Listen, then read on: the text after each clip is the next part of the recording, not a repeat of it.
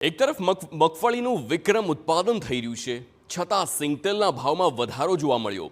એક જ દિવસમાં સિંગતેલના ભાવમાં 30 રૂપિયાનો વધારો થયો છે। કપાસિયા અને પામ તેલના ભાવમાં પણ વધારો થયો।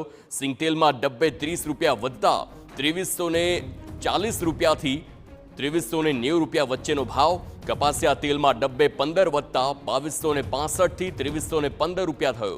પામ તેલમાં ડબ્બે 10 રૂપિયા વધતા ભાવ 2025 થી 2030 વચ્ચે। ગુજરાતમાં ચાલુ વર્ષે મગફળીનું 66 લાખ ટન ઉત્પાદનનો અંદાજ છે। ગત વર્ષે મગફળીનું 52 લાખ ટન ઉત્પાદન થયું હતું। મગફળીના સ્થિર ભાવ હોવા છતાં સિંગતેલમાં કૃત્રિમ તેજી જોવા મળી રહી છે।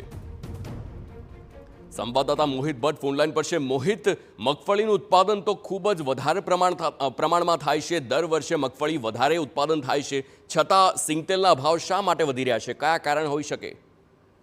સ્પષ્ટપણે હાલમાં જે પ્રાથમિક રીતે આ કૃત્રિમ ઉછાળો હોય તેવું લાગી રહ્યું છે, કારણ કે એક તરફ મગફળીનું વિક્રમ ઉત્પાદન થયું છે ને તેમ છતાં સિંગતેલના ભાવમાં 30 રૂપિયાનો વધારો છે તે થયો છે। કપાસિયા તેલ અને પામ તેલમાં પણ વધારો છે તે થયો છે। સિંગતેલના જો ડબ્બાની વાત કરવામાં આવે તો 30 રૂપિયાનો ભાવ વધારો થતા 2340 રૂપિયાથી 2390 રૂપિયા સિંગતેલના ભાવમાં વધારો થયો છે। આ ઉપરાંત કપાસિયા તેલમાં ડબ્બે 15 રૂપિયાનો વધારો છે તે થયો છે અને પામ તેલમાં 10 રૂપિયાનો વધારો છે તે થયો છે। ગુજરાતમાં ચાલુ વર્ષે મગફળીનું જે 66 લાખ ટન ઉત્પાદનનો અંદાજ છે અને ગત વર્ષે પણ 52 લાખ ટન ઉત્પાદન છે તે થયું હતું।